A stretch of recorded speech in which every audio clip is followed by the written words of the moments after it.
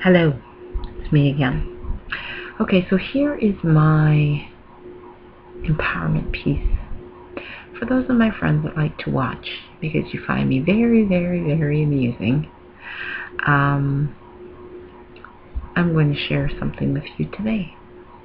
So yesterday I was showing my blogs to a friend of mine who I think thinks I've lost my mind because the first of the blogs that you see where I think I'm wearing a white shirt and I look ridiculously tired,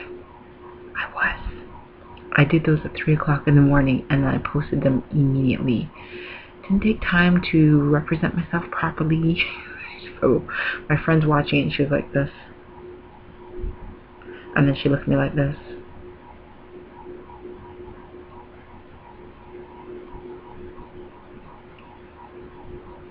Are you catching the look?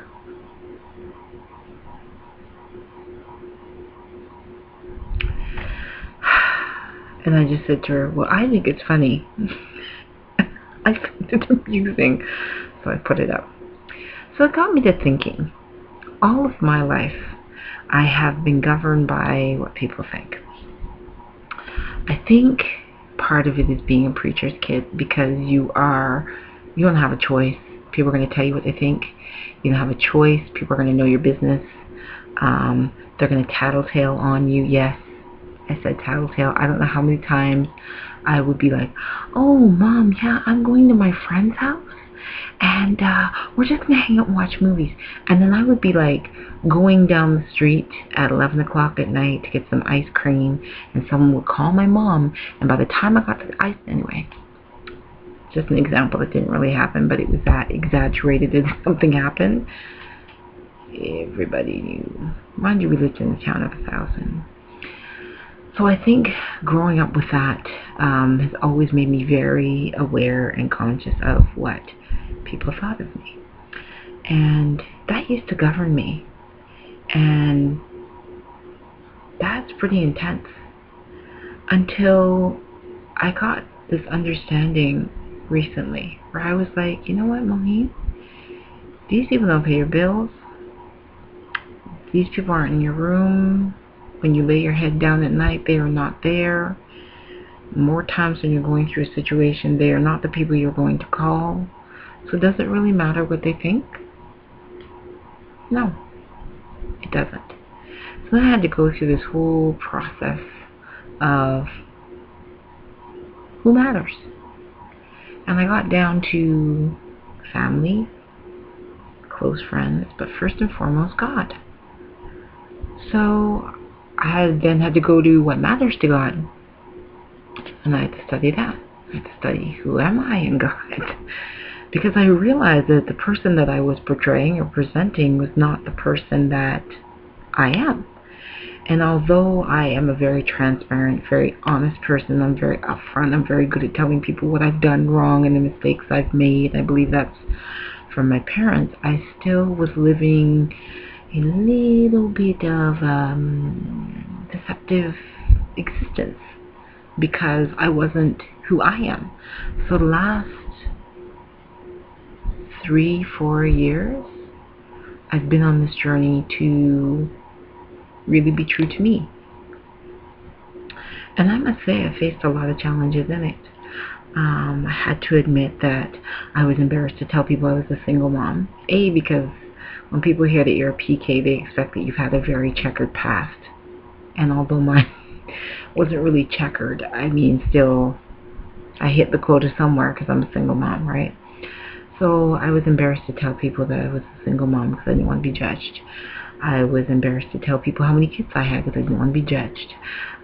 It's so amazing, too, because believers are supposed to be the ones that don't judge, yet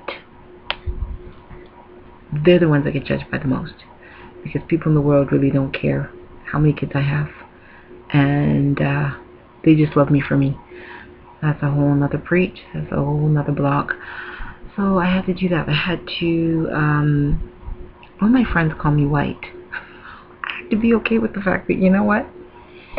I was adopted by a white family and raised by white people, so if you want to call me white, it's okay.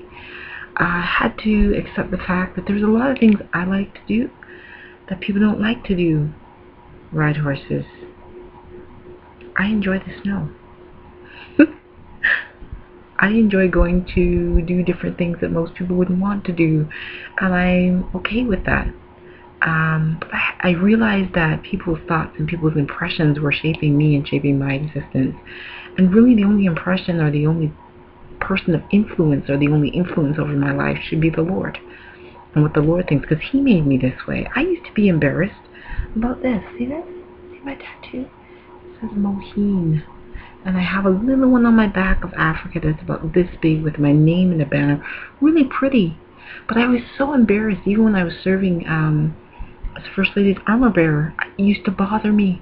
I would cover the thing up. I was told to cover it up.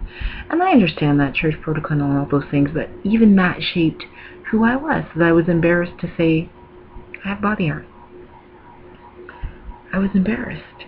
I remember when I first came back to church, and everything that was me, I stripped. I used to be this India R.V. Jill Scott type thing. That was my flex. That was my vibe. Very, cool and casual and jazzy and natural hair. And I came to church and started serving in church and straightened my hair and started dressing this way and started being this way. And Sister Moheen, and got on the prayer team and became, this strong woman of God. And I lost myself. So when I was watching my friend yesterday, and I was watching her watching my blogs, I thought, I'm good. That was very freeing for me. I wasn't like, are you okay? You don't like it? What do you mean? What did they change? I would have taken it down. I would have taken the blogs down. But right now, I don't care. You either love me or you hate me. So, to all my friends that are struggling with being who they are, and they're struggling with the way that God made you, embrace it. Because you're unique. I'm very unique. Do you know how many times, because you're my friends, you said to me, you're special. You're different. I don't like you calling me weird, so I tell you to call me peculiar, because the Bible says that I'm a peculiar person. You're peculiar, Moheen. That's okay. I love me. I love who God has made me to be. I'm enjoying this whole process of finding out myself. I am enjoying the confidence that comes with accepting who I am and why I am this way. And it's good. It's good. And I must say, for the first time in, I'm going to say it, 38 years? Shh, don't tell anybody. If you ask me again, I will lie and say I'm only 28. But for the first time in 38 years, I'm happy with myself. And I feel good. And I think now is the time where I could be a witness and I can confidently go to people, and you're not going to get caught up in my flesh.